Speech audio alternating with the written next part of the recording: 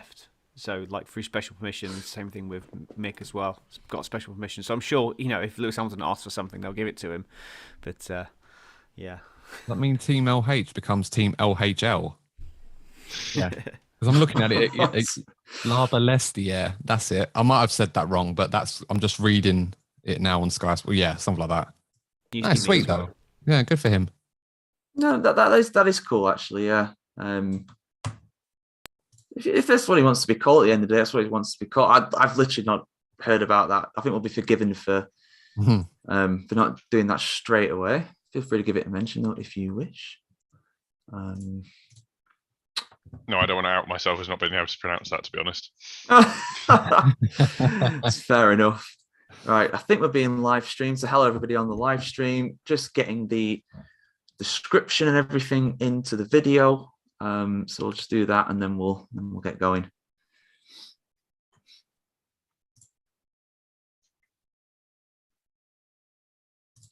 Just need to remember how to do that, of course.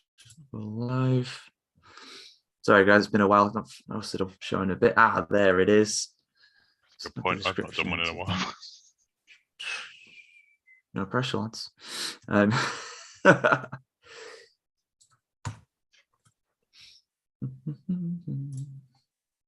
Thumbnail. Podcast. No, it's not made for kids. Absolutely not. Where do those tags go? There they are. Connor's on the chat. Hi, Connor. Connor, my man. I knew he'd be on there. He's always on there. What's he put?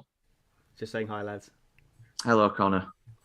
Good morning, I guess, in Canada, or good afternoon in Canada, I think it is for you guys. You're about between 5 and 8 hours behind, depending on which time zone you're in. I'll answer your question now, Connor. You said about a pre-season prediction show. There is one coming out, I believe, but it was done a few weeks ago. So, for example, my predictions involve Mazepin. Yes, spoiler alert. I went for Mazepin for most race retirements of the season. He'll have the most DNSs for sure. Yeah. He won't start a race, but he also won't finish one. So, I guess in a way, I'm not totally wrong. You have to be entered to start a race to be put down as a DNS. Well, he's not even that.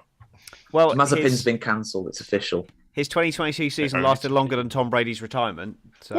I don't understand that reference, but I will take you guys as well. Tom Brady's coming back. It's the power. I didn't know he left. It's the power. You know what? I bet he just sat on the sidelines for a bit and was just like, you know what? I really enjoy getting paid a lot of money to throw a ball. I bet there was a lot of money involved in that. Probably. Oh yeah, definitely. All right, lads, shall we get going? Sure. Okay, let's do it. We've made it, everybody. After 3 months of waiting, Formula One is all revved up and ready to go for the 2022 season. Hello and welcome back to the Grid Talk podcast, everybody. This is episode number 174, where we'll be previewing the 2022 Bahrain Grand Prix. I'm your host, George Howson, and joining me today is host of the Monkey Seat podcast, Tom Horrox. Hello. Host of the DNF1 podcast, Adam Burns. Hi. And engineering graduate, Owain Medford. Hello.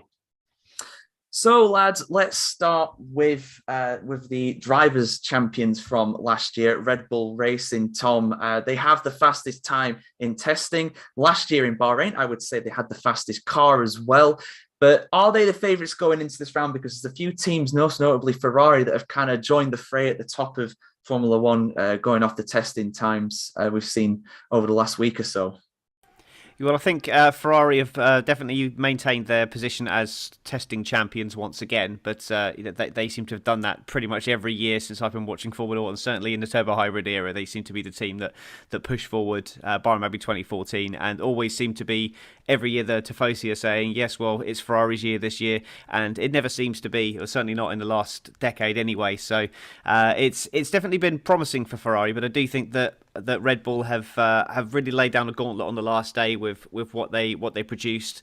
And there's obviously a lot more to come from other teams, which I'm sure we'll get onto later on. But I think if you're talking about those two teams there, I would say at the moment you've probably got the Red Bull is probably the slight favourite, but the Ferrari has got a car that I think is going to be reliable, steady, and maybe over the course of a season might be more kind of suited to more tracks, whereas a Red Bull maybe more track dependent, a bit more peaky, a bit like the Williams last year, but obviously with a bit more to it than that. So I think yes, Red Bull definitely for me are the favourites at the moment, and obviously that would then mean Max Verstappen, because we know that despite what he thinks, Perez probably isn't going to get a look in there. But I do think the Ferrari is definitely going to be strong. Yeah, Ferrari looking very impressive in testing. Red Bull, obviously the fastest. Max Verstappen sent it in the fastest time of the 3-day test on the third day. On the fastest tyres, though, some of the cars behind him not on the fastest tyres. We can't read too much into testing times, though, Owain. I mean, it's more about the miles that the teams do. And unsurprisingly, it is Mercedes-Benz who have set the most laps during Bahrain testing, 385 overall, which is something like 6 race distances. Very impressive from them. How do you see them going into this? Because they themselves have admitted, and Sir Lewis Hamilton as well has admitted, that he doesn't think the Mercedes are the fastest. But then again, they always say this, and they're always there or thereabouts. Yeah, I mean, there's a certain amount of it that you don't know what to believe when it comes to Mercedes. Obviously, like you say, they've said this before. They've looked shaky in pre-season, particularly I think 2019, and they've pulled the same tricks all over again. Where the second test they come along with a heavily revised package, and we wonder where it was hiding from. I think there's a certain amount of me that thinks, yeah, Mercedes did look a little sort of under pressure, but they've done the mileage.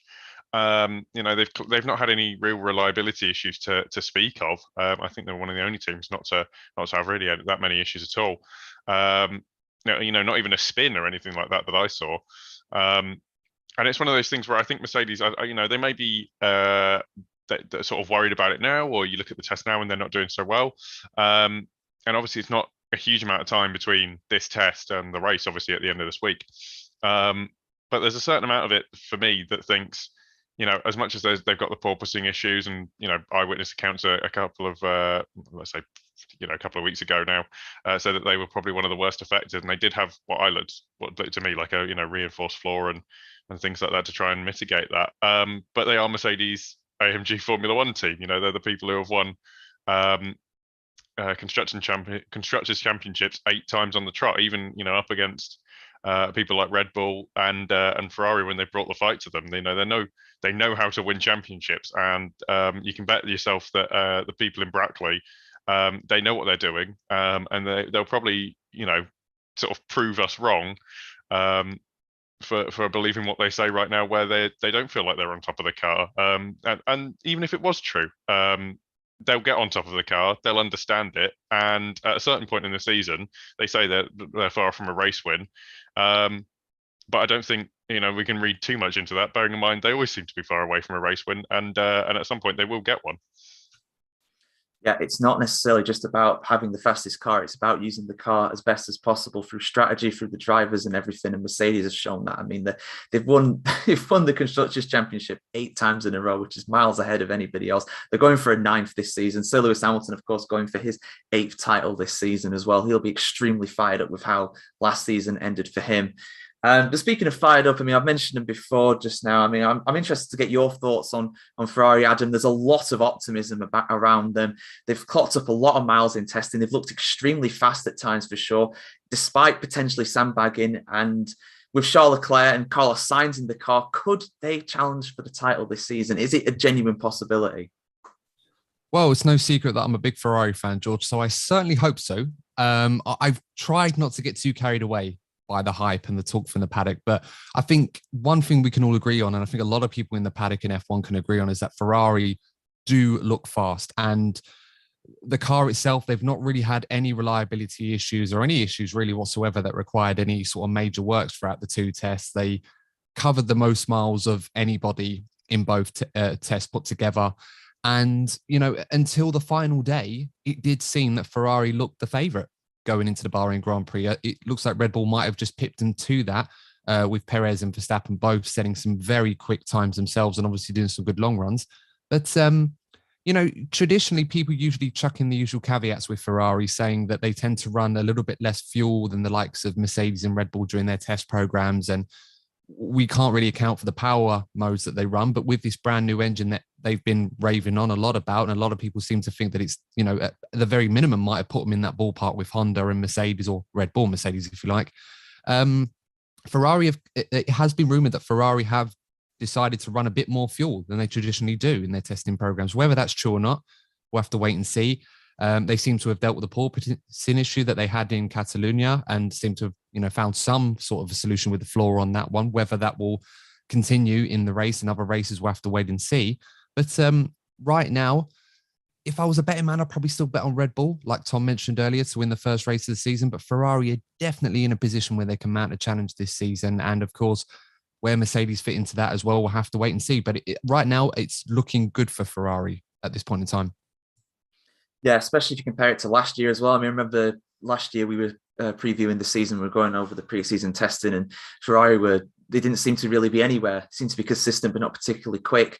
And we thought, well, if that's the best they can do, they're in trouble. But for once, they seem to be more focused on the data side of things, which is what they've done this year. And it really worked for them last year, obviously getting third in constructors last year. Not quite the level they want, obviously, but this year they could be challenging for race wins going off of that, whether it be the first race or not, we'll have to see. Around a power track, certainly like Bahrain, it does not look slow. That Ferrari power unit looks as fast as all the others. So I don't think they have any trouble there. It's how their aero is, which is very revolutionary with that front nose. I'm very interested to see how it's going to get on Saturday and Sunday this weekend. Now, Tom, we got to go to your team, McLaren, my team as well. I don't know what to really think of McLaren. Obviously, they've had some bad luck in that Daniel Ricciardo was out for the testing in Bahrain. Obviously, he's contracted COVID. Hopefully, he'll be back for the weekend. That's not confirmed yet. I'm actually looking at the lap charts as well for all the teams. And McLaren are bottom. They only did 200 laps throughout Bahrain testing, and I struggle to see a reason why. I don't remember many mechanical failures, but they only had around half the laps of Mercedes, who had the most. So what are your thoughts going into this season of McLaren? Are they quick but not particularly reliable? What's your take on it? I think the issue with McLaren have got right now is that they have a very fast car. It's speed-wise, certainly on raw pace at the moment, it seems on a par with the Mercedes, probably just a little bit behind the Ferrari and the Red Bull. But they've got this issue with their brakes where they just keep overheating, which has limited them to having very short runs because it was just causing overheating and failures. They have a fix for it, from what I've been told anyway. But they couldn't get it to the test. They could only get a makeshift to the test for the second and third day.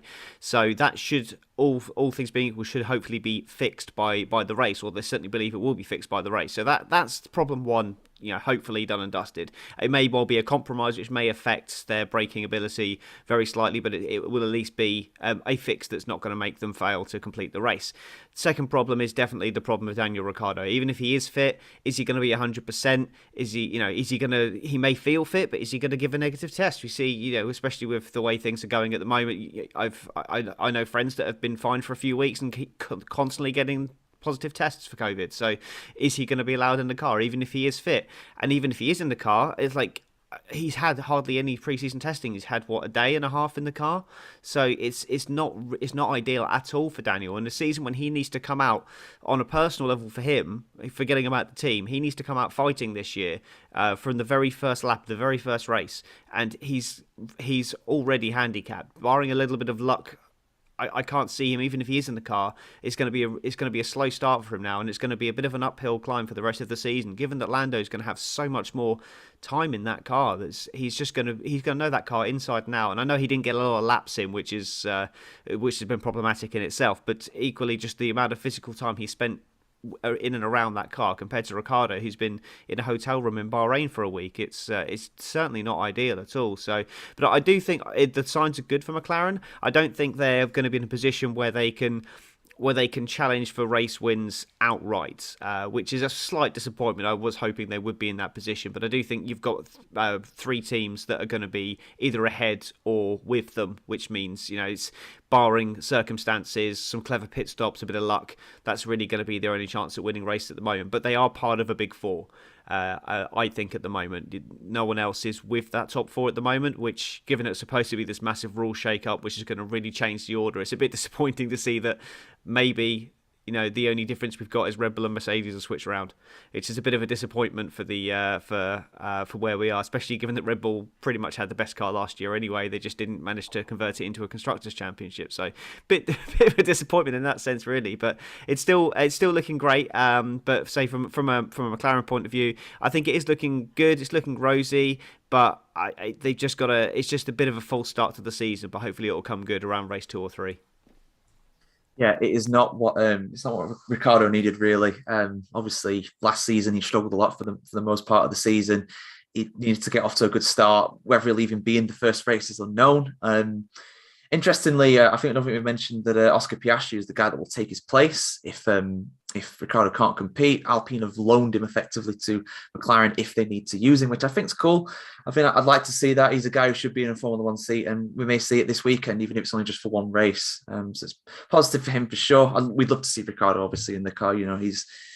He's the guy who needs to be in there the whole season and getting off to a good start. So we'll see how it goes with McLaren. I hope if they solve the reliability issues out, they could well be up there. But it's a big thing with the race, especially with a driver like Ricciardo who loves to stamp on the brakes and go for overtakes. So we'll see how that goes with them. The top, we've covered the big four, we've covered the top four, but going off the constructors last season, at least Alpine 5th place. We'll go with them next. And I'm not really sure what to think about them, Owain. I mean, we do know obviously the car will be a very striking pink. It'd be like the old Racing Point because it's got the BWT sponsorship all over the car.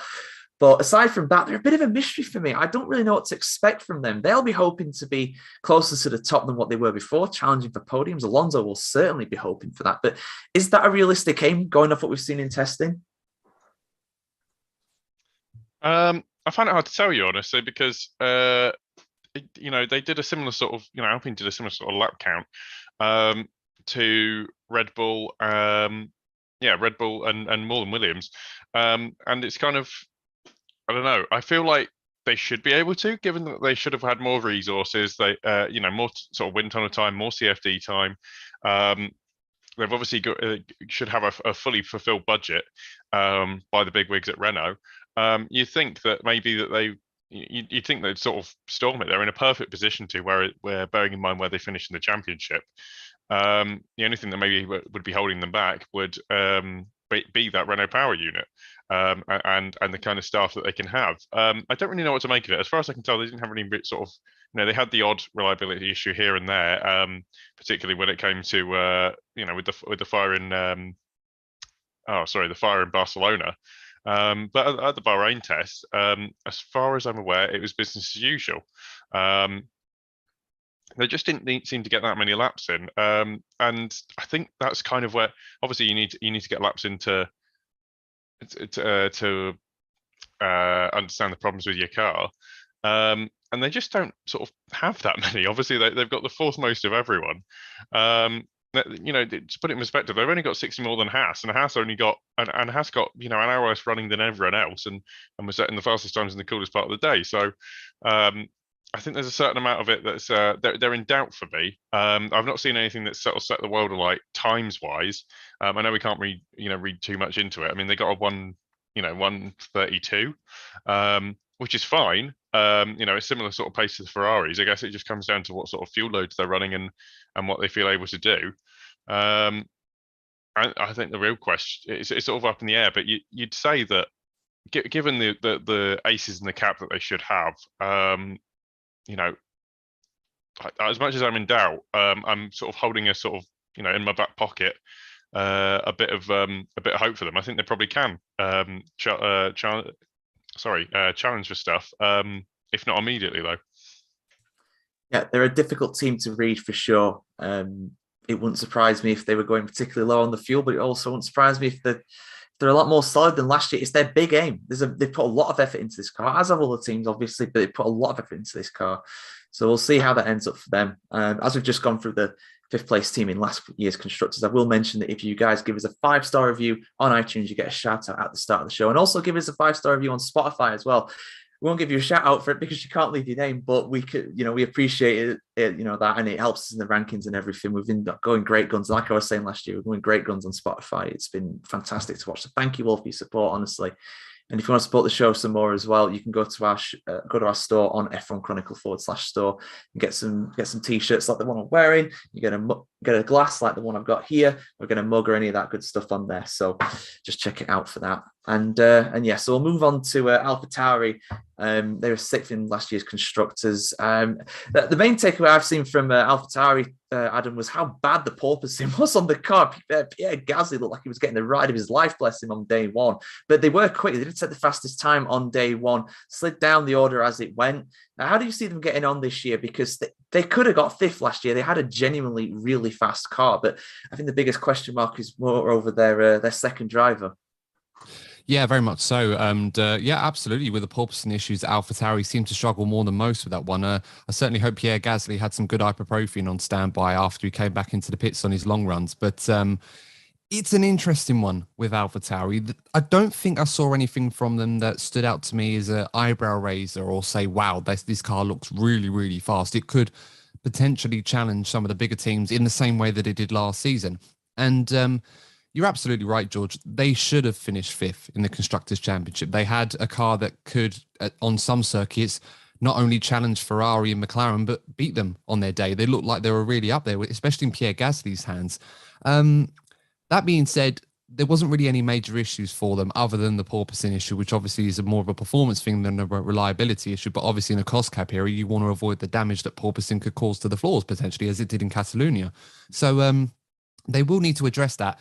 I think AlphaTauri right now, where they stand in the pecking order, they're probably going to be in a position right now where they may have to try and make sure that they capitalize on issues that some of their rivals in the midfield might be having at this point in time and get on the board early with some big points, because I think over the course of the season, they might be up against it in terms of a development war if other teams have got better cars than them in terms of performance at the start of the season. So we'll have to wait and see. It's going to be very interesting. And of course, what will be key is if Yuki Tsunoda can up his game. And what we saw in testing, he seemed to be quite happy and quite buoyant, reflecting on his experiences last year. He feels he's a better driver than he was last season.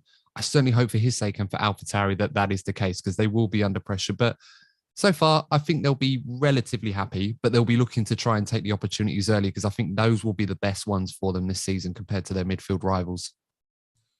Yeah, I'm with you on that one. It'd be difficult to say where they are in the pecking order, AlphaTauri. I think they might get caught by the likes of Aston Martin and maybe even Williams. But at the end of the day, for Tsunoda particularly, if he can be closer to Pierre Gasly, that would be good for him. And I think those that have seen Drive to Survive, the Drive to Survive has just come out, Series 4. We've binged quite a bit of it, a few of us, and I've seen all of it now. And it gave me a bit of an insight on Yuki Tsunoda and why he struggled so much at first. I do think he's in a lot better place this year. I hope he can convert that into some better results, but he needs to hit the ground running, because if he doesn't get some good results in the first part of the season, there'll be questions asked, which I think it'd be a bit unfair on him. But it's Formula One; it's absolutely cutthroat. They don't make exceptions for anybody, really. But yeah, we'll move on to Aston Martin next. Another team like Alpine that are hoping to join that top bunch. In testing, I think they've had some reliability issues, but nothing too major. They've still been up there in the lap charts and the amount of laps they managed to do. Again, Tom, I think it was a solid, if unspectacular, test from Bahrain. They're another hard team to read where they are in the performance charts. But where do you see them being this weekend in Bahrain? It's this midfield is so hard to read, because outside the top four, I could make a case for every single driver and every single team to be either fifth or last. It just seems to be it's just this midfield is a mid to back of the field. I have absolutely no idea where these guys are. You can pretty much guess where the top four are, but beyond that, it's going to be so hard. And it's Aston Martin are just completely down the middle, and it's like I don't think they'll be fifth, but I don't think they'll be last, and so it's just kind of somewhere in the middle there. I think it's going to be painfully unspectacular. They're going to be a middle of the road average team again, much like last season, and I don't think that's going to be enough for Lawrence Stroll. I think he's going to be a bit annoyed with how things pan out. I really hope they have a better season. I really hope that Sebastian Vettel can can show what he can do still from those early years at Ferrari, and show that he's still got that. And Lance Stroll, we've proved that, the amount of time he's been in Formula One now, he can string a result together. If he's in a car that is up the front, then I have no doubt that he can win races if the car is capable of doing that. It's just they just need to give the guys a car that can do this. And the difficult thing for me is that this team has been perennial overachievers for their entire existence, and to now have this budget, and then this kind of what seems from the outside. I mean, I haven't seen Drive to Survive, I can't say for certain, but the certainly for what seems from the outside, this dictator type figure that comes in, and if you don't agree with him, then you're out the door, and bringing in different people and bringing his own people, and the whole DNA of that team Midland, Spiker, Jordan, Racing Point, Force India team, that DNA seems to be gone now, and it's now this big conglomerate, corporate Aston Martin, and they appear to now be the team that pound for pound are probably one of the worst on the grid with the budget they've got, and what they achieved last year. It was not good at all. So they need to make a step forward. But looking at evidence-wise so far, I mean, if Alpine are looking particularly Alpine and AlphaTauri are looking particularly average, I can't see Aston Martin being better than them, which is just a bit of a disappointment really from an Aston Martin perspective. And I can't see where the improvement's going to come from. And if they can't get it right now, when they've basically not had to design a car for 2 years, when are they going to get it right? And it's a bit worrying, really, to be honest. And I hope I'm wrong, certainly for Vettel's perspective, because I want to see him do well. But I think potentially he could be looking for pastures new next year, and potentially replacing a Spanish guy who's going to be feeling a lot of Alpine this year, in my opinion. So it's just so hard to read with Aston Martin. So I hope they do better than they did last year, but it certainly doesn't look like it from my perspective. Hell, pain for Alonso. Oh man, well, you never know what might happen. I mean, Alonso's not going to stick around in Alpine if they don't perform. There would be a seat there. Who will fill it? Who knows? I mean, the logical choice, some might say, is Pierre Gasly, but we know that Ocon and Gasly do not get on. So that is an unlikely combination to happen. But Aston Martin are a very difficult one to read. They've gone from when they were the Force India and Racing Point, they didn't have a manufacturer behind them. They were just that entity, and it was like, yeah, it's great to see them in Formula One. They'll get the odd podium, they'll get solid points, and that for them was like, this is amazing. But now they're Aston Martin. They need to be up there, they need to be getting podiums, they need to be winning. That's kind of what they have to be doing. That's what Lawrence Stroll and the people that Lawrence Stroll works with. That is what they'll be expecting, not hoping for. That's what they're expecting. So how they get on is going to be crucial to the future of that team and the drivers and everything. It's a massive season for Aston Martin, as it is for Alpine as well. And as well, it could be a big season for Williams as well. It's a new start in terms of the regulations. They had a much better season last season. They were in a solid 8th, which is not where Williams want to be. Of course it's not, but it's a lot better than they had been doing in other seasons. However, they've lost George Russell. They've gained Alex Albon, who is a decent driver by most accounts, as is Nicholas Latifi. I mean, how do you see them getting on, Owain, this season? Because testing, they've been all right, not spectacular, but then again, that's what testing's all about in a way. I can frame this 2 ways. I remember, back in the sort of early Mercedes, sort of 2017, I think, Mercedes days, one of the sort of marks of their car, with their ability, was the fact that you noticed that between Hamilton and Bottas at the time, their times were incredibly similar. And if you take a look at the actual times that Williams have done, you'll notice that Alex Albon is only 0.6 of a second on a 1 compound faster tyre than Nicholas Latifi. They've both done about roughly the same amount of laps over the 3 days, and that could shape up to be sort of an incredibly promising scenario. As I've been on about Alpine having the ability, one of the biggest budgets on the grid, and all the wind tunnel time that they could deal with. If anything, Williams are also, from this positive perspective at least, in an even better position, with obviously, like you say, being 8th, having the most wind tunnel time, having the largest cost cap, I think, one of the largest cost caps that they have. Obviously, new investments from Doralton Capital, Jos Capito coming in, maybe understanding the sport a bit more. Yeah, it's an incredibly positive outlook. And then you see things like Nicholas Latifi stopping on the third day. I think it was the second or third day, with cake tins on fire because they are on both sides, and that's not a grabbing caliper. That is probably a design issue where something's been catching and rubbing and has combusted. And then you've got obviously the damage that was caused by that, and then the subsequent fire extinguisher efforts. That's the where sort of reality crashes the party, and they've got 258 laps, which is not a lot. It's 2/3 of Mercedes basically. And that's not engine performance. Clearly, that's not that's not like they're running a different engine or anything like that. That is like for like, and I think it's the sort of alarm bells because Williams have sort of missed the modern era, as was put by David Coulthard a few years ago. From sort of 20, we haven't seen a competitive Williams since about sort of 2006 onwards. If we're lucky, and it just feels like 16 years down the road, sorry, they could potentially have had a slight change to the rules, got on top of it in one sense, and just had a complete misfire, and we could be waiting years before we see a Williams at the front again, if we do at all. So I'm concerned. Alex Albon, as you say, good driver, spent a year in DTM driving GT3 cars, which in some ways are kind of similar in the way you have to drive them to these new Formula One cars, where they're a lot more point and squirt. And Nicholas Latifi knows what he's doing. He's a solid driver. We've ragged on him a little bit for being unimpressive, but the guy's decent in a car. Won't stick it in the wall. But I'm not sure how much confidence I would place in them right now. I'm not sure that I fully agree with Tom's statement that the midfield to the back is all sort of one big glob. Based on what I can see, as much as I think they'll get on top of the issues, I don't see a massive amount of sort of positivity here, because if you can't finish races because you've got sort of issues with your brake discs, that can cause obviously massive issues, and they've only got a week to sort it really.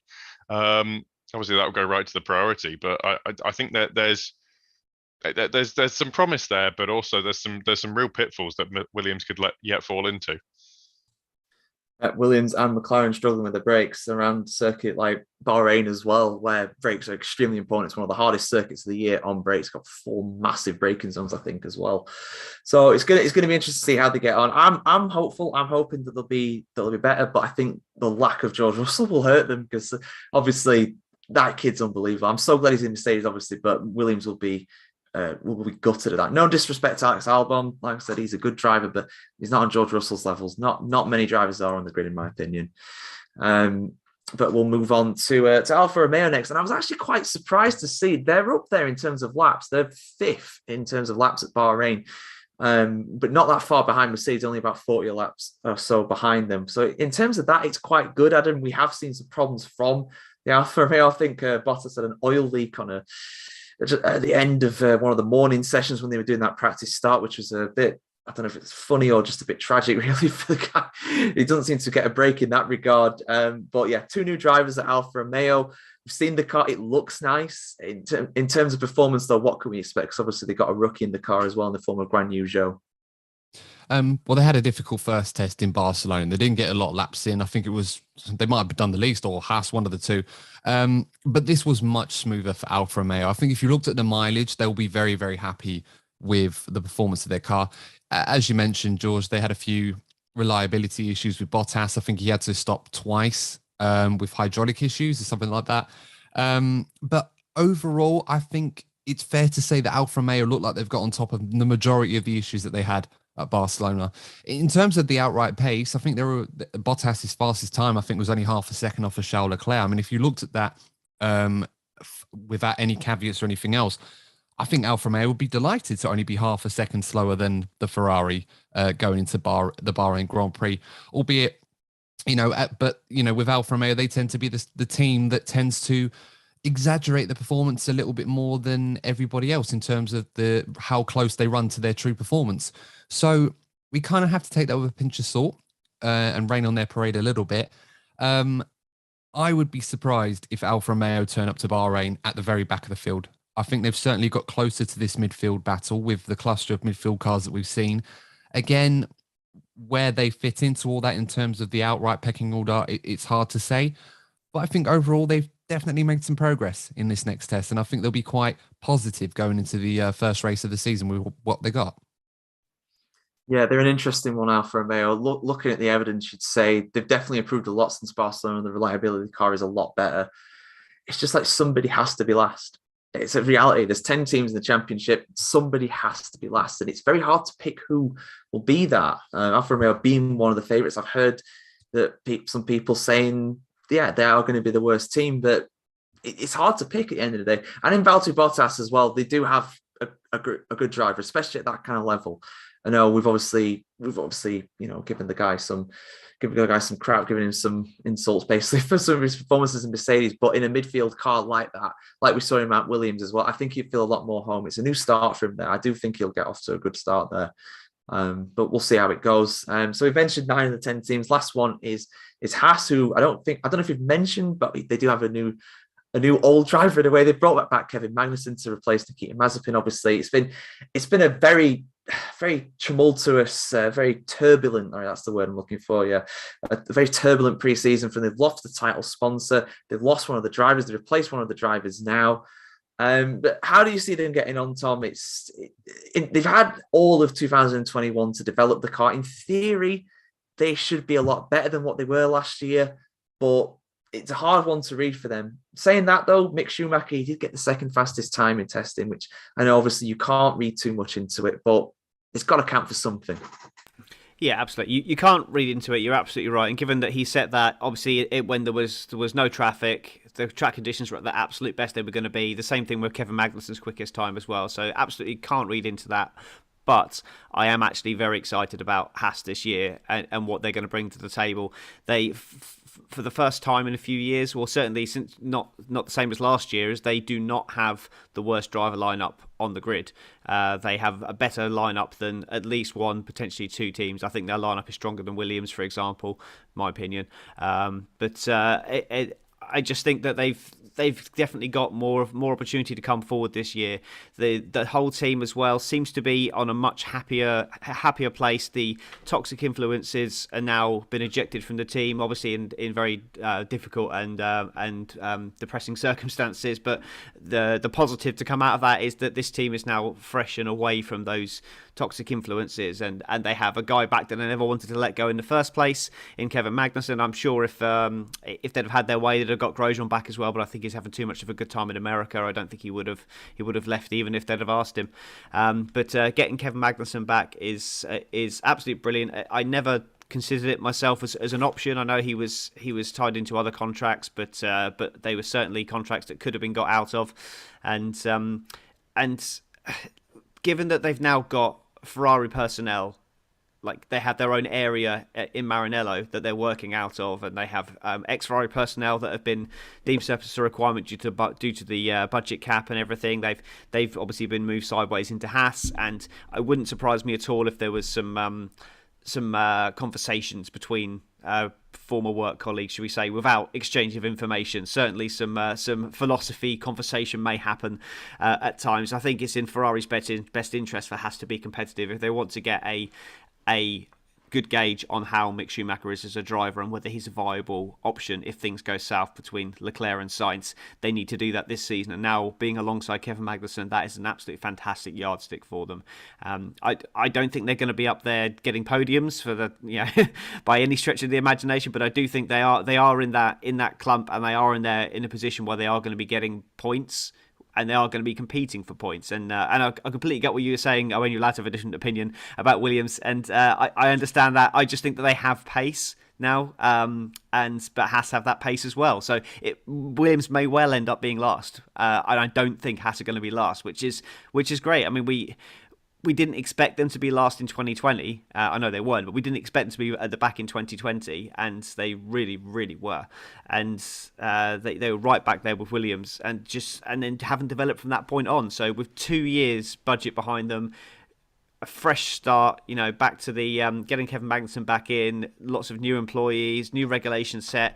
I think everything's looking great, and Gene Haas seems to be willing to put the money in now, because the Formula One teams, given the popularity, the way it's grown in the last 2 years since they signed up with these deals with Ural Kali and Nikita Mazepin, they've Formula One team value has skyrocketed. The equity involved in Formula One teams now is so much greater because of the budget cap and the fact that it is now a viable business model. And you look at Red Bull can now afford to pay Max Verstappen £50 million a year, and I'm sure Perez isn't on chump change, and they can still make it a viable business venture even with spending that much money. The sponsorship that they've got in covers their entire the entire contract of Max Verstappen. Basically, Oracle are paying Max Verstappen's wages, and then the rest of the car is all just profit. So it's Formula One is big business now, and Gene Haas would be a fool to sell it, and would be a fool to not put money in, because he's gonna get that money back and then some. It's now a viable business, Formula One, and I can see, I've heard that apparently Andretti have approached Haas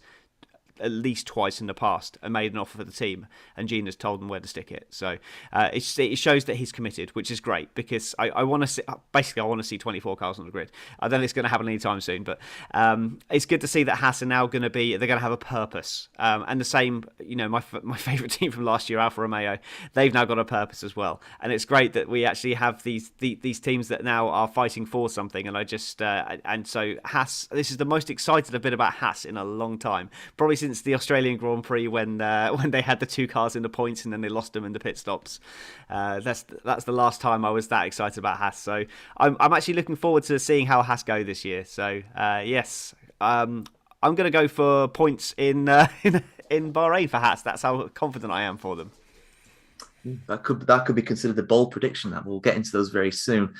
But yeah, Haas are interesting. I mean, they've had a cloud over the team ever since 2019, ever since the whole Rich Energy thing, ever since the whole Mazepin's thing. That is all gone now. That is all in the past, and it's not coming back. And I'm very glad for that as well, because they need it. They need that kind of boost. And having K-Mag in the team, that's great. I mean, they might not get on, who knows? But I really hope that Mick and Kevin really get on. I feel like they'll do quite well. There's a real talent in that. They've got a real. I mean, I think Magnussen is an underrated driver. I do think he's a really good driver on his day, and obviously Mick Schumacher, we know he's talented, especially with who his dad is at the end of the day. He's got some serious talent, that kid. So it'd be very interesting to see how they get on. There's some really interesting team battles out there between new teammates. I'm very interested to see them. So yeah, we've gone through all 10 teams now. Let's get into our predictions. It's going to be very tough. This is going to be the hardest predictions we've ever done, I think, on the Grid Talk podcast. We've never gone through a regulation change while I've been on the air since 2019. So to predict this, it's a very difficult one. But given everything that's happened in testing, I'm gonna go for 3 different teams on the podium just to mix it up. I'm gonna say Max Verstappen for the win. I feel like Red Bull, I think they're just gonna edge it. I think Sir Lewis Hamilton, I think he'll be up there in second. So Hamilton, Verstappen on the top 2 again. Some things change, some things stay the same. And I'm going to go for Charles Leclerc in third. He's very good around Bahrain. He should have won there in 2019. And that Ferrari is a very quick car. Maybe not the quickest, but it's going to be up there. Maybe they'll get pole position as well on Saturday. I'd go for Charles Leclerc for pole position in my predictions. Most poles, for the season in my predictions for Grid Talk, but we'll see how that plays out. Owain, what is your pudding prediction? What's your top 3?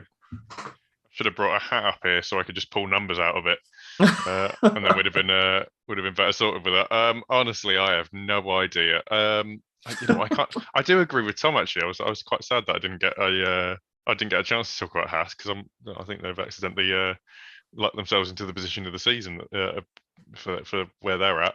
And I'm going to go with, I think Mick can probably, if he's lucky, can get onto the bottom step of the podium. Yeah, Bahrain's always a bit of a crazy race at times. We've seen that recently, and I think that there might be a little bit, reliability, a few clashes. I I'm going to go with Charles Leclerc for second, and I'm back in McLaren. I'm going to go with Lando Norris for the win. I think he's obviously had 200 laps around Bahrain in that car. He's had the most. He's had the most in a car of anyone. He could do well. Well, that's. I mean, I don't have to ask you. Was I meant to do the bold predictions later? Yeah, those are all bold predictions. Apart from Charles Leclerc, I mean, even Charles Leclerc second, that's quite bold. Mick Schumacher never scored a point in Formula One, but you're going for him for a podium, 15 all at once. And Lando Norris for his first win in Formula One. You know what? I'd love to see it. That is just an absolute crazy factor that I don't think anybody can predict. Put that on your ACCA. That's what I mean. You would win a lot of money. You would win a lot of money if it won. But I feel like it's the kind of odds where if you put £5 on, you may lose £5. But we'll see. Adam, try and follow that. What's your top 3 predictions? I mean, I don't really think you can follow that up. I thought one was just joking around there. Like, I thought, okay, like at some point he's going to go April Fool, but we're still in the middle of March. But I mean, wow, I certainly hope that podium comes true, Owain, with Mick Schumacher. I mean, no one's a bigger fan of his than mine. Obviously, you know, connections to his dad, etc. Big fan of his when I was growing up watching F1. I'm going to be boring. I'm going to go for a more likely looking podium, if I may. I'm going to go with Max to get the win. I think the Red Bull do look like they've got the best package, and in Max's hands, it does look like those upgrades are really going to do the trick for him. And then I'm going to go for Ferrari second and third with Leclerc and Sainz in that race. I think Mercedes might still, you know, I'm sure they'll find some sort of solution to help them. With the porpoising issues that they've had, and obviously the sacrifices and performance they've had to make to sort of compensate for that. But I think we may have to wait a few races before we see Mercedes sort of understand their car concept a little bit better. And then when that time comes, obviously then, or, you know, it's going to be quite an open championship. But yeah, I'm going to go Max to win, followed by the 2 Ferraris in second and third. That could easily happen. Ferrari do look like they've got a very solid car, and we know they have 2 very solid drivers as well. Tom, what's your podium predictions?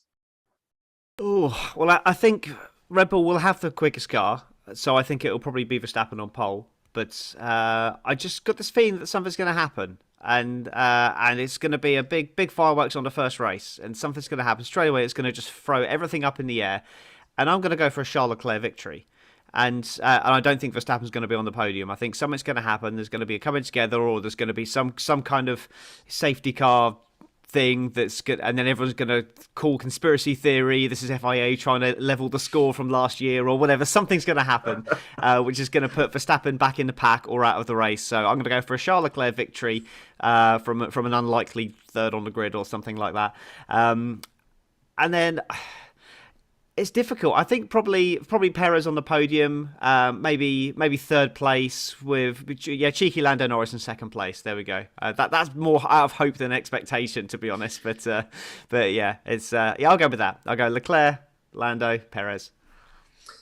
It can easily happen. This is the beauty of the regulation changes. None of us really know what's going to happen. Obviously, we've got the fastest times, we've got all these lap charts, but we don't know what they were running. We have no race data from these guys at the end of the day. So it's going to be fascinating to see what happens. Bold prediction time. I mean, I'm struggling with this one. We all go to was of course to go for George Russell for the points. That is no longer a bold prediction. That is an absolute. That's not a certainty, but that is what you absolutely expect to happen. So I mean, I kind of alluded to it before. I don't think it's that bold of a prediction, but I'll say Charles Leclerc for pole position. He did it a few times last year. The Ferrari's looking pretty damn good. How it is over one lap, remains to be seen. But yeah, I'm going to go for Charles Leclerc for pole position. Not to win the race. I think he'll fall back. I think Ferrari don't quite have the ultimate race pace, but who knows? They might do. They might well do. Owain, I feel like you've gone for a few bold predictions. You can go for another one if you like, but don't feel any pressure, mate. I did just quickly look up what the odds on that podium finishes, and William Hill won't tell me. They're not offering odds. It's that unlikely. They're just like, you can't have that, mate. Other betting services are available. Please gamble responsibly. Yeah. But I'm going to go with. Stop. I'm going to go with exactly. I'm going to go with an Aston Martin for the win. That's my bold prediction. I don't care who it is. Just an Aston Martin will get the win. Can't be doing this. We can't be edging bets already. This, like I said on Red Lights podcast, we can't be doing this. This is what happens when you cram up an F1 fan for 2 months. This is like just all this stuff comes out. They start seeing things. They start seeing Hasses on podiums and all sorts. It all goes crazy. You know, they start imagining things. Adam, what's your bold prediction? Well, I mean, forget Drive to Survive. I want to watch an F1 season scripted by Owain. I mean, those predictions are brilliant, mate. Honestly, I want to see more of that. Bold prediction. I'm just going to get it in there. Mick Schumacher scores points for Haas in Bahrain. I think that's a reasonable one. I think that's more than reasonable. It's fairly bold given the past of Haas and the past of Schumacher. He's never scored any points, but not for lack of trying. So I'd love to see that. That's a very feel-good moment. That I think it's definitely possible as well. Tom, what's yours? What's your bold prediction? Well, that was actually going to be my exact bold position there for bold prediction there for Adam. But sorry, Tom. I had to get it in there. All right. Well, I'll go one step further then. Double points finish for Haas. There we go. Ooh. I like it. I was considering saying Alonso slowest on pace, but I didn't want to trigger the entire country of Spain. You've already done it with El Pain. Yeah, I think. Yeah, I don't. There's certain countries we do not get many downloads from, and I'm pretty sure Spain is one of them. I wonder why. I just want to point out both of those predictions line up with mine, so it's all good. It's all going to go well. Yeah, loosely they do. Yeah. We'll see what happens. If it like Adam said, if it races anything like Owain predicts, we are in for an absolute treat to kick off 2022 Formula One season. But yeah, so those are our predictions. Those are our bold predictions. I'll give you guys a chance to plug your outlets as well. Owain, let's start with you. Where can people find more from you? If you like something a bit more, somehow a bit more serious than that, make sure to check out my meme reviews. There's obviously all the ones from last season, apart from the races that were a bit too far on the west for me to do reasonably. And they're back for this year. I'll commit to that. They're back for this year. They're going to be even crazier. The writing's going to be worse, and you can read all about them on sportlightpro.com. Yep, definitely check that out. Adam, I've mentioned that you are the host of the DNF1 podcast. What is that, and where can people find it?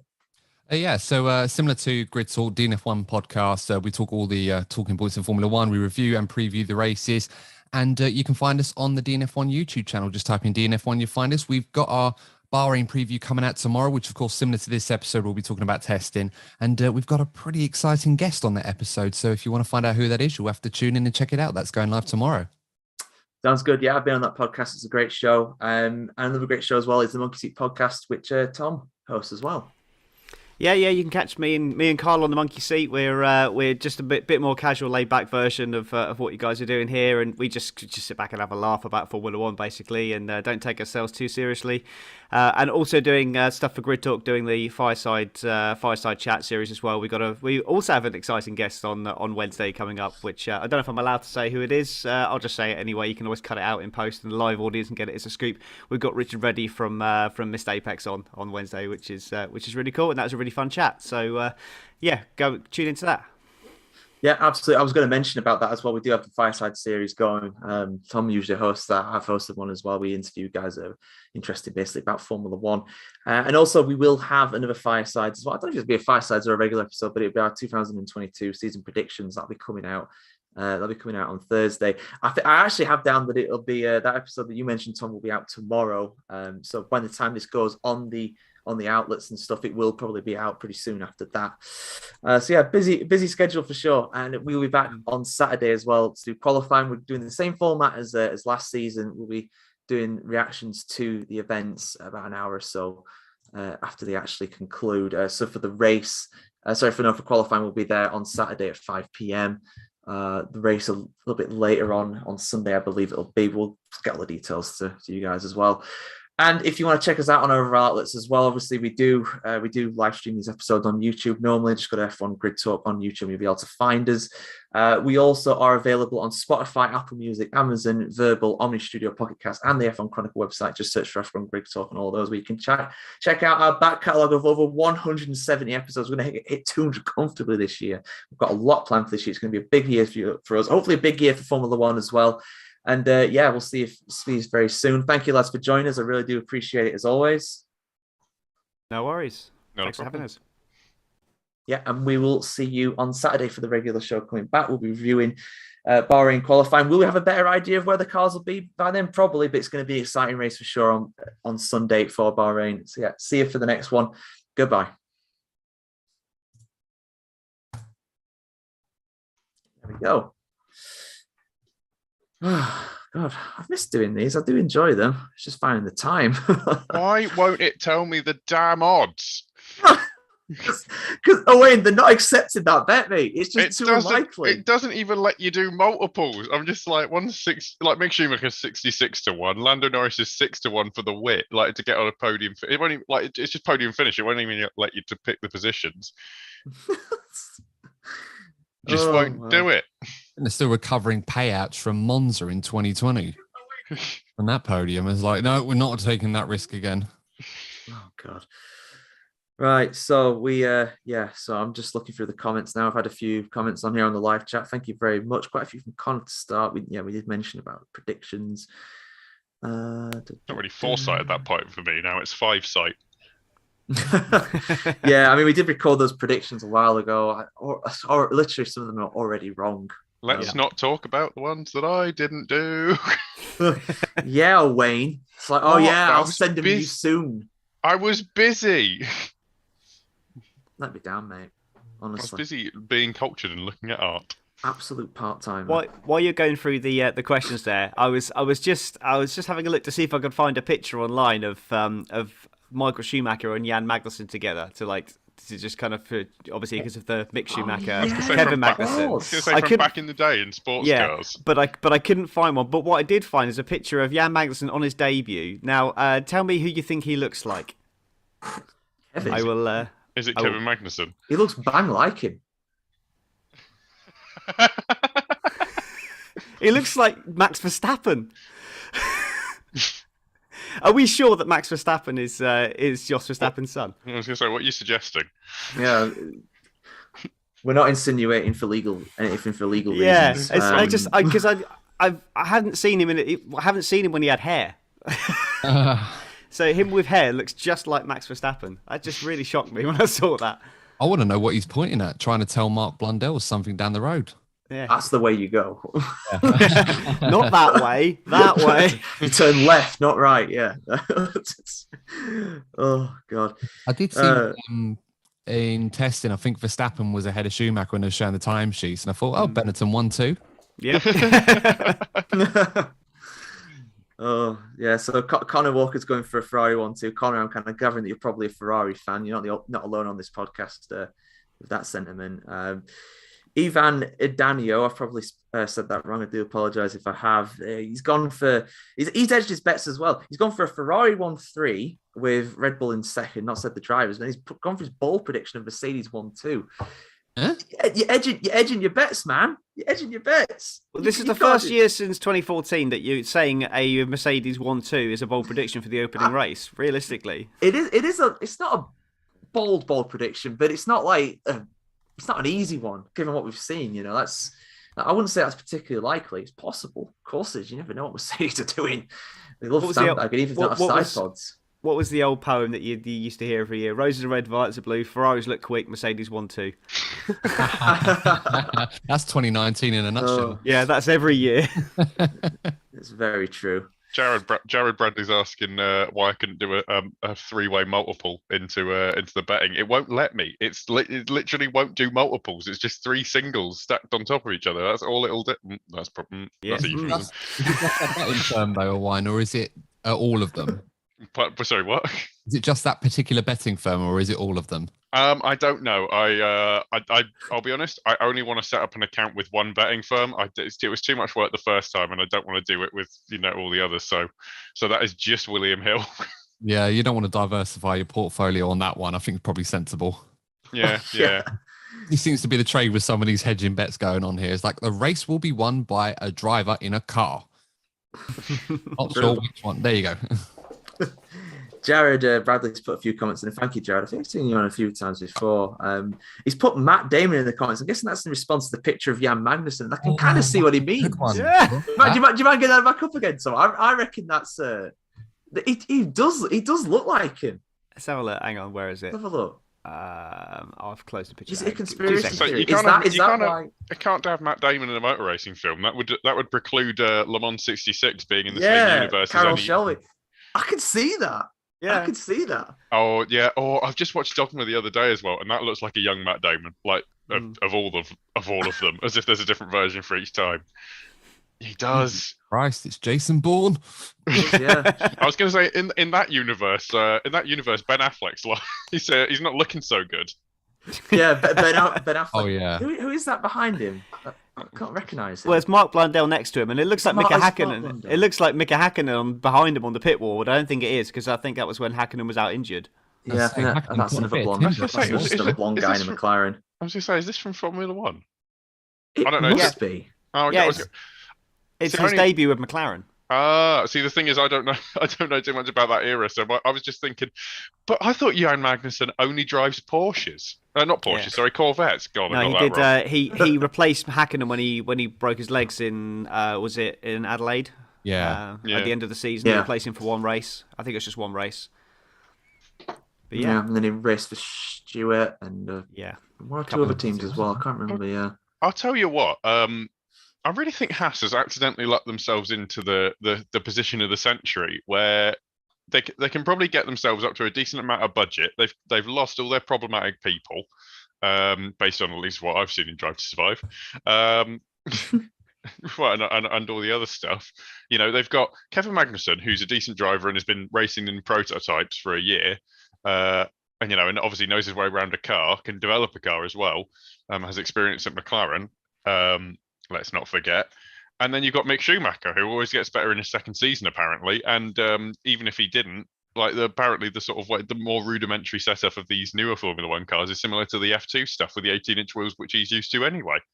I would like to debunk this theory about Mick Schumacher. What, that he's better in his second season? He's not better in his second season. The competition is worse in his second season. In European Formula 3, all the best people graduated and he was left there to pick up the pieces. Same thing happened in Formula 2. It's not going to happen in Formula 1. Or much as I like the guy, he doesn't get better in his second. Well, he does get better, but he's got less competition. Or he subscribes to the adage of never give 100% at work, only give 50. So then on a better day, you can give 75, and then you're really good. The Scotty theory for the Star Trek fans out there. Yeah. Anyway. Well, I mean, technically, haven't you heard, Tom? He's getting a podium. It's happened in the first race. Owain said it. That's improvement. No. I didn't say a podium. I said I think I said a. Wait, was it the race Norris win? for the win. No, come on, man. Come on, man. Get your fantasy right. Come on. All I'll say is this: Pastor Maldonado won a race. Yeah, he did, didn't he? He was better than Fernando Alonso that season. Just you know what? Sorry, in that race. Also, just think about it. I've just thought about it now for the first time. Literally, Bye, Spain. Literally. Just thought about it for the first time. Literally ever. If Fernando Alonso had been better in that race, he probably would have won the championship. Oh god! Do you reckon he kicks himself? Hasta luego, España. We're not coming back. Pastor Maldonado managed to basically win a race and cost Fernando Alonso a championship without running into him. It's either that or he wakes up in a cold sweat thinking of Grosjean's Lotus flying over the top of him as Spa. That's what really cost him it. Yeah, that's that wasn't what really his cost control. him. Yeah. Or Vitaly Petrov. Vitaly Petrov. I blame Ferrari for that one. Petrov did nothing wrong. He just made that as wide as a bus on that day. Wow. Yeah, you don't need to make it as wide as a bus. Abu Dhabi's a piece of shit track. Yeah. To be fair though, if you can't overtake in Abu Dhabi, where can you overtake? It was 2 back-to-back straights with chicanes in between them. I'm with Brundle on that one. If you can't pass during that, you ain't getting past anywhere. I mean, to be fair, that's on the car, to be honest. Sebastian Vettel in 2012 did manage to pass at Abu Dhabi, and he smashed his wing twice. Started from the pit lane, got really annoyed on the radio, which I quite liked at the time. I think 15-year-old me was loving that. Yeah, I remember that race. You weren't 15, I'm assuming. I was not 15. Even Idanino has another comment. I'm not sure if this is updated what we spoke about before the show. We did mention before the show, before recording, that Hamilton's going to add his mother's maiden name into his name, but he's going to add it as a middle name apparently, rather than add it to his surname. Which right. Okay. Fair so enough. It's not going to be a hyphenated surname then. It's going to be an additional middle name. So someone on the FIA said no, didn't they? That's what happened. The FIA just went, no, you can't. We've already printed everything. That gives him 3 middle names, I think, now. Team LLH. Let's have a look. Really roll off the tongue. No. I was just thinking limited liability. Oh, God. Well, with your predictions for the race, it might well be. Well, Sir Lewis, Carl Davidson, Hamilton, Larbeli. I can't say that last name. It's probably Labellier. I don't think it is. I don't know. I'll be honest, I don't think it is. To Google we go. This is great content. Larbeleister. Larbeleister. Oh yeah, that. I think it's pronounced like Larbeleister, but I could be wrong. My Pigeon German, I think it's a Germanic kind of name. Pigeon German. Pigeon German. I did it for a year at uni. Okay. 2 hours a week for a year. It's not very good, but I pronounce that way in Huddersfield anyway. The rest of the world, maybe not. Sir Lewis, Carl Davidson, Hamilton, Larbeleister. In Huddersfield. I'll have you know, I'm actually from Sheffield, lads. So shut the cake oil. Right, so... I say you support a bad team, but you're in the... Wait, are you in the Prem? No, not anymore. So much of a football fan you are. Typical Man U fan, but yeah. They have to give up now, yeah. Well, it could be worse. It could be Chelsea. Yeah. I'd still rather be Chelsea in some way, but yeah. You can have 4 players in a year. It's all over my head now. One of them's probably going to be Tuchel, isn't it? Right. To give you an idea, Tom, Chelsea are now part of the sanctions against Roman Abramovich, and it means that they can't. What is it? Get any fans in? They can't sell any merchandise. They can't renegotiate any contracts. I think. I heard they blocked the sale. Yeah. Well, yeah, and a lot of their key players are out of contract at the end of the year, so they're going to go away on free transfers, and part of that will mean that the club doesn't have enough money to continue if this goes on much longer. Ooh. Ouch. And you thought Haas was in a bad situation last year. Yeah. But that sponsorship wasn't worth a huge amount. I thought it was a massive amount, but clearly they were just so desperate for cash at the time. They signed their soul to the devil, and were probably quite glad to see it go away. I was going to say it wasn't a particularly lucrative deal from what I heard, which makes everything in Drive to Survive Season 4 even funnier when you have Dimitri Mazepin saying things. Mm. Yeah, making demands just like, we need a better car, we need to get in a better team. It's just like, I'm going to pull the funding, and it's just like it was about 20% of what it was of the team's funding anyway. I will watch it. I just haven't got around to it yet. Hopefully next week I'll get around to watching some of it. It's annoying at parts for sure for us. But when they went at the target audience, we're not target audience. We're not. Yeah. It's time to get new fans in. On that somber note, I'm going to have to love you and leave you guys.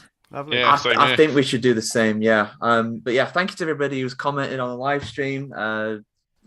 Great to see you guys here for this. And like I said, we've got some Firesides episodes coming up Saturday, Sunday, qualifying in the race. We're going to be all over it. And obviously, I think we'll do a Saudi Arabian preview on the Monday too, because it's back-to-back weekend to start the year, I think, as well, isn't it? So yeah, we'll see you for that one. Thank you, lads. Thank you for joining us. Take care and have a good week. And bye, everyone. Fingers crossed the race is as good as what we build it up to be. Not me. It's not going to be that good. That's just ridiculous. Oh, that's ridiculous. Absolutely. Everything else is completely realistic. All right. Yeah. See you later, lads. Have a good one. Bye. Bye.